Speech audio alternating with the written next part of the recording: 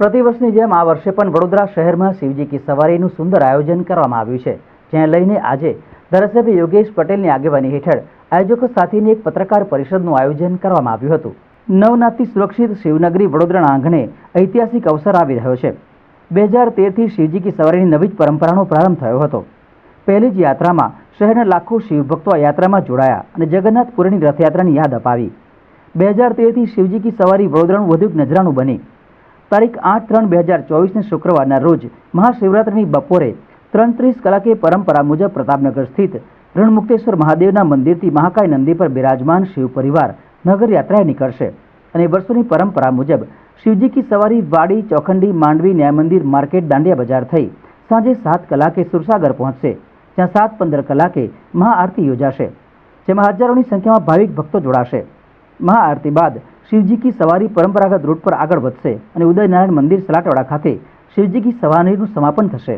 વડોદરા શહેરના તમામ ધારાસભ્યો, સાંસદ, કોર્પોરેટરો તેમજ શિવ પરિવારના મિત્રો આજે અહીં બધા આવ્યા હતા, હાજર થયા અને બધાએ રંગે ચંગેથી આ કાર્યક્રમ થશે અને પોતે પણ જોડાયા છે।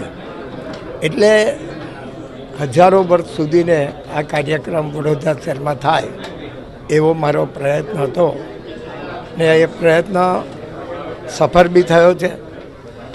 મયંકભાઈ પછી પણ બીજી પેઢી બી તૈયાર થાય, આ વડોદરા શહેરના લોકોનું છે, બધા જ લોકોએ સપોર્ટ કર્યો છે।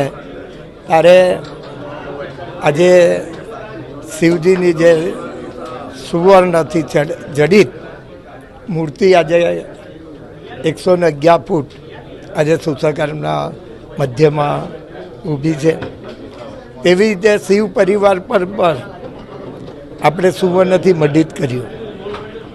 એટલે વડોદરા શહેરના ભાવિક ભક્તોને વિનંતી, દર સાલ જેવી રીતે આપ જોડાઓ છો એવી રીતે આપ પણ જોડાઓ અને રંગે ચંગે આ જે શિવ યાત્રા મહાશિવરાત્રિના દિવસે પરંપરા મુજબ થાય છે, એમ આ કાર્યક્રમમાં પણ જોડાઓ।